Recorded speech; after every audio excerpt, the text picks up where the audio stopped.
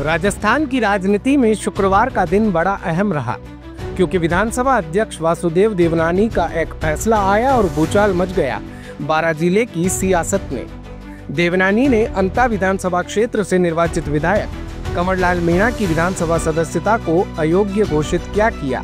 एक बार पुनः होने वाले उपचुनाव को लेकर लॉबिंग और खेमेबाजी की प्रक्रिया तेज हो गई। वैसे कंवरलाल मीणा वाले फैसले की बात करें तो ये एक पुराने आपराधिक मामले में सजा मिलने और जेल जाने के कारण लिया गया, लेकिन वर्तमान में बारां जिले की अंता सीट रिक्त घोषित हो गई है और आने वाले 6 महीनों के भीतर ही यहाँ अनिवार्य हो गया है उपचुनाव कराना।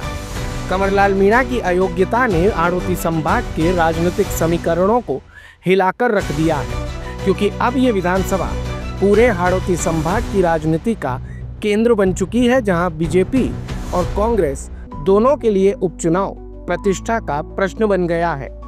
कौन नहीं जानता कि कंवरलाल मीणा वही नेता है जिन्हें सूबे की पूर्व मुख्यमंत्री वसुंधरा राजे के सबसे करीबी नेताओं में गिना जाता है और साल 2023 के विधानसभा चुनाव में भी कंवरलाल मीणा को टिकट दिलाने में पूर्व मुख्यमंत्री वसुंधरा की अहम भूमिका रही थी, क्योंकि कंवरलाल का ताल्लुक तो झालावाड़ जिले की राजनीति से रहा है, जो वहां की मनोहर थाना सीट से विधायक भी रह चुके थे।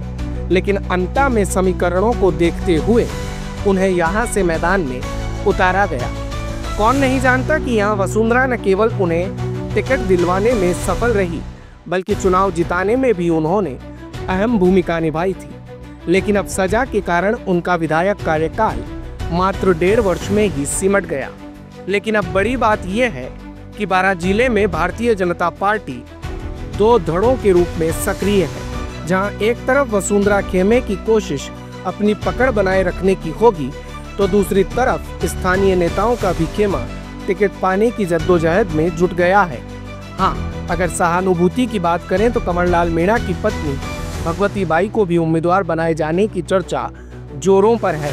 लेकिन इसके अलावा पूर्व जिला अध्यक्ष आनंद गर्ग, प्रधान प्रखर कौशल और पूर्व जिला प्रमुख नंदलाल सोवन जैसे कई नाम भी दावेदारों की कतार में हैं। उधर कांग्रेस खेमे में भी इसको लेकर मंथन शुरू हो गया है, जहां अव्वल तो पूर्व मंत्री प्रमोद जैन भाया का ही नाम फिर से चर्चा में है, जो अंता सीट से 2 बार विधायक रह चुके हैं और गहलोत सरकार में पीडब्ल्यूडी, खान विभाग तथा गोपालन जैसे महत्वपूर्ण मंत्रालय भी संभाल चुके हैं।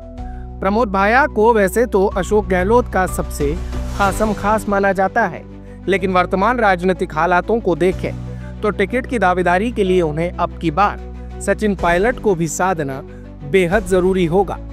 2023 के विधानसभा चुनाव में कंवरलाल मीणा से महज 5,861 वोटों से चुनाव हारे प्रमोद भाया के करीबियों के खिलाफ भी लगातार मुकदमे दर्ज होते रहे हैं। इस लिहाज से कांग्रेस के पास और भी कई विकल्प मौजूद हैं। भरत मारन और कौशल सुमन जैसे नामों पर भी विचार किया जा सकता है, लेकिन बात अगर सीट निकालने की आएगी तो उसमें फिर भाया को रिप्लेस करने वाला दूसरा चेहरा फिलहाल तो जिले की राजनीति में दिखाई नहीं देता।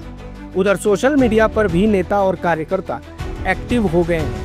भीतरखाने राजनीतिक लॉबिंग तेज हो गई है, क्योंकि बात सिर्फ एक सीट की नहीं है।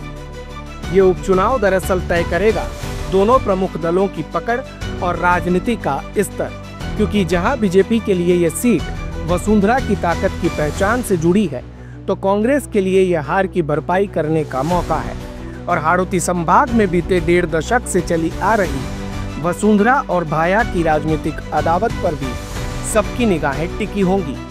लेकिन सारा खेल इस बात पर है कि दोनों पार्टियां किस चेहरे पर लगाएंगी दाव और क्या करेगी उपचुनाव में अंता की जनता।